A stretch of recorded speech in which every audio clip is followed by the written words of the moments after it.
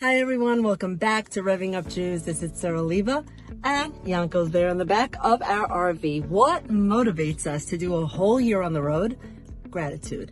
That is it. Gratitude for becoming observant Jews. Gratitude for the amazing miracle of Hashem guiding us together. Gratitude for so much. So here we are traveling the entire country, and my husband had become an observant Jew through Chabad. What motivated him to stay so connected? He said it was the example of the Shluchim, the amazing Rebbetzins and rabbis that go to the far-flung ends of the world to create beautiful environments, most of schools, communities, from where there's absolutely nothing. And the experience he had was so incredible, and the experience of watching the dedication, the absolute incredible 24/7 dedication, heart and soul, everywhere he went was just amazing to him. And he said any rabbi that could create such an army that goes on for generations afterwards, that's my rep. Now, we are going cross country. Where does a frum person go when they are traveling endlessly and you're in Oshkosh? Plan our weeks around Shabbos. And we plan our Shabbos around where can we go to Chabad? Because who else is here? They're here. And they are amazing. Not only they're amazing, they raise big families in the most amazing places. They have to homeschool their kids often. They have to ship in their kosher food. They have to do so much incredible, what we call Mesiras Nefesh, and they do it with love. And they wouldn't even have it any other way. So we've decided to showcase different shluchim that we've encountered in our travels. And the first one I want to bring to you is an absolutely amazing couple. I interviewed Rebbetzin Levitin, and it is just mind-boggling. Just absolutely mind-boggling. And here we are.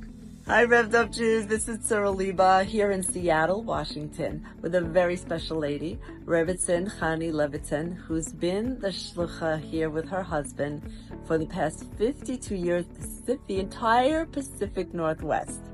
And we're going to ask her a couple of really good questions.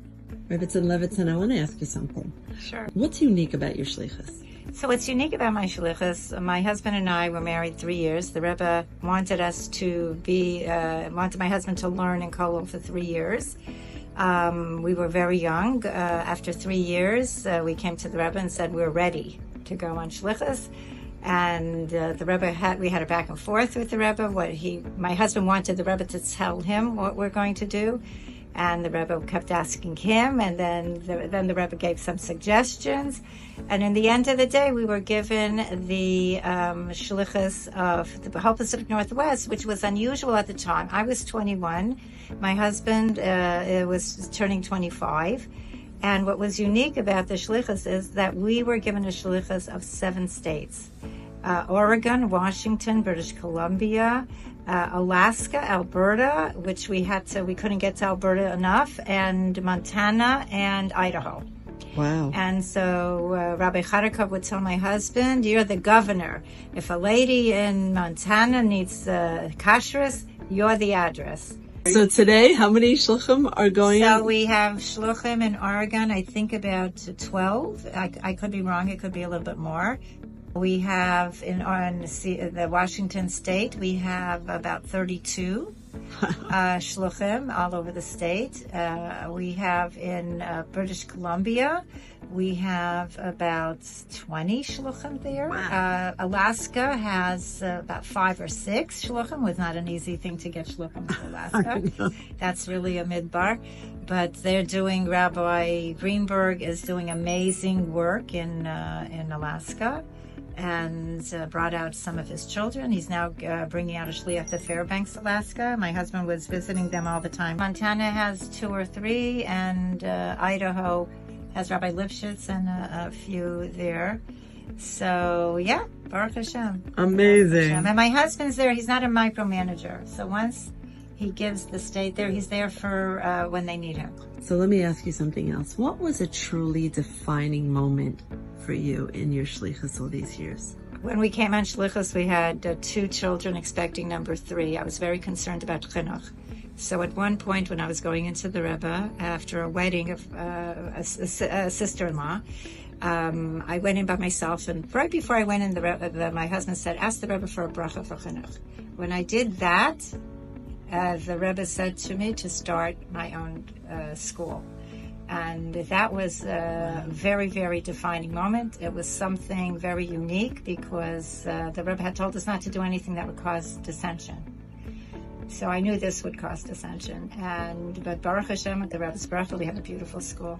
Amazing. Thank you so much. Hatzlacha and bracha with your beautiful family. Look at this gorgeous family. 12 kids, Kanei Nahara, all Shluchim and Erlicha Jews all over, and even here in Washington and beyond. Yes.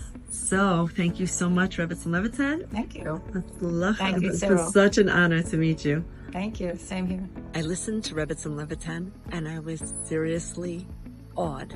A young couple come to 7 huge states where there's virtually no infrastructure and build a virtual empire of Torah. What did they come armed with? Love of their fellow Jew, passion, commitment, and Torah. And this pattern is repeated over and over again by shluchim throughout the world, by Jews throughout the world. And I thought about it, how? How is it possible? And I realized it has to be our neshama, the infinite Jewish soul, which is nothing less than an actual piece of divinity. So we have access to the absolute ultimate power of the world. Who, me? Yes, you. Each of us. We have the power to build the dira b'tachtona, the dwelling place for Hashem in this world. How? With whatever strength, passion, skill Hashem has given you. Doctor, lawyer, artist, musician, massage therapist, mommy, tati, friend, therapist, whatever it is. We're here together at the cusp of Rosh Hashanah to step into our divine missions, no matter how modest, no matter how vast, to jump in with all our heart, with all our soul, with all our might, and show the world Hashem Echad. Let's do it.